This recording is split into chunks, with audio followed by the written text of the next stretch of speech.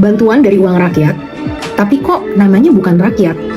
Jadi gini, semua bantuan sosial yang diberikan oleh istana itu menggunakan APBN, yaitu uang pajak kita-kita semua. Jadi sumber anggarannya dari APBN ya, melalui anggaran bantuan presiden, bantuan kemasyarakatan presiden.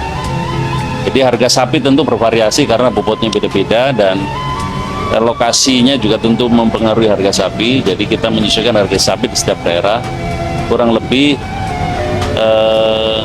anggaran yang dikeluarkan sebanyak ratusan miliar. Kemarin waktu aku nulis tentang ada 1098 hewan kurban sapi di atas namakan dirinya, itu maksudnya Bapak Presiden kita di atas namakan atas dirinya, karena ditulisnya bantuan kemasyarakatan presiden, bukan bantuan dari rakyat untuk rakyat atau bantuan ke masyarakat dari APBN rakyat gitu. Kenapa harus pakai namanya Pak Presiden? Kenapa harus disebutnya di situ adalah Pak Presiden? Pada saat penggunaan uang itu adalah sebenarnya dari APBN, di mana itu adalah hasil pajak kita. Kenapa brandnya harus pakai nama presiden, bukan nama Indonesia? Ini bukan soal siapa presidennya ya. Jadi ini soal prinsip, teman-teman. Bagaimana berdemokrasi dengan sehat, bagaimana menggunakan APBN dengan sehat. Di berbagai negara-negara demokratis, praktek seperti ini tuh sudah dilarang. Di Amerika misalkan, bantuan federal itu nggak boleh pakai nama presiden. Itu ada tertuang di namanya Hatch Act. Jadi dia harus namanya ya atau dari US government atau dari yang memang people of US gitu. Terus di Brasil, UU Pemilu juga melarang branding bantuan pakai nama pejabat siapapun itu, mau itu presiden, mau itu DPR, mau itu menteri, siapapun itu. Sama juga dengan di Korea Selatan dan juga di Eropa.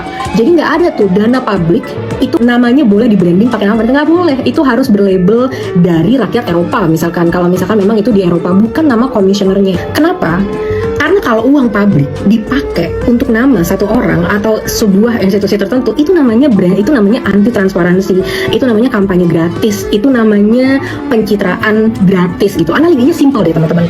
Kalau kita patungan satu kelas untuk mentraktir seorang guru, tapi nanti yang nganter nih ya, ketua kelasnya misalkan bilang ini dari saya Bu, kesal nggak kita sebagai satu kelas itu? Karena kita semua berkontribusi gitu. Nah itulah analoginya kenapa ini memang nggak boleh, apalagi di demokrasi, karena ada harm, ada dampak buruk dari sini, yaitu nanti ada branding yang salah, persepsi yang salah di masyarakat gitu. Kita sering lihat kok, udah kemarin gitu ya, banyak banget tuh pos-pos dari media yang bilang sapi Pak Prabowo, sapi ini, padahal itu nggak benar. Sesungguhnya itu adalah sapi dari APBN, kecuali memang sapi itu dibeli atas nama dengan uang pribadi Pak Presiden, baru itu nggak apa-apa.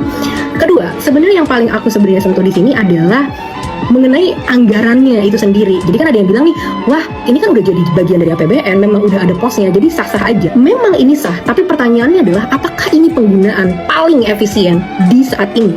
100 miliar untuk 1098 korban itu adalah rekor terbesar dalam sejarah Indonesia. Saat bencana di Aceh dan di Sumatera Barat masih belum pulih, daya beli masyarakat masih turun, rupiah mencapai terendah, semua kementerian diminta untuk melakukan penghematan, gelombang PHK di mana-mana. Ada yang bilang juga, iya presiden sebelumnya kan juga melakukan gitu. Nah ini simpang siur ya. Oke, kita anggap memang benar ya, presiden sebelumnya memang melakukan ini. Tapi hanya karena sesuatu pernah dilakukan dalam periode yang lama, belum tentu itu menjadi benar. Sebagai contoh, tunjangan pensiun DPR seumur hidup. Itu udah dari lama, udah dari tahun 1980. Tapi kan sesuai dengan urgensi saat ini, sesuai dengan perkembangan masyarakat saat ini, itu udah nggak relevan. Karena itu nggak sesuai dengan prinsip-prinsip keadilan. Dan hukum yang sudah ada, kita gugat dan dikabulkan oleh MK bahwa itu dibatalkan gitu. Nah jadi hanya karena sesuatu itu sudah lama dilakukan, bukan berarti itu harus dilanjutkan. Kalau itu salah, kita harus berkata bahwa ya itu nggak tepat gitu. Jadi berkorban itu sesuatu yang mulia, memberikan daging ke masyarakat dan di tengah situasi seperti itu adalah sesuatu yang mulia gitu. Aku setuju, kurban itu mulia, tapi ini adalah skala prioritas. Apakah itu yang tepat dilakukan di situasi saat ini? Apakah cara penyelenggaraannya sudah sesuai dengan negara-negara, bagaimana praktek negara demokrasi? Apakah ini yang paling tepat? Itu kan sebenarnya pertanyaannya, teman-teman, yang akan kita dorong untuk ke depannya. Pertama, bantuan dari APBN harus atas nama rakyat Indonesia, nggak boleh itu atas nama siapapun. Ini bukan masalah Pak Presiden Prabowo, oh aku ngomong ini karena nggak suka Pak Presiden. Nggak, ini prinsip yang harus diterapkan ke seluruh pemerintahan di Indonesia. Nggak boleh pakai nama pemerintah kalau itu pakai uang APBN. Yang kedua, efisiensi anggaran ke arah yang lebih dibutuhkan. Teman-teman kita di Sumatera Barat, di Aceh, itu yang harus diprioritaskan, karena mereka yang sebenarnya paling rentan saat ini, yang kondisinya sedih sekali, misalkan kayak gitu kan, gaji guru honorer misalkan, hakim udah naik nih, mereka juga butuh gitu untuk dibantu. Itu yang harus kita prioritaskan. Jadi skala prioritas itu yang sebenarnya menjadi kritikus saat ini.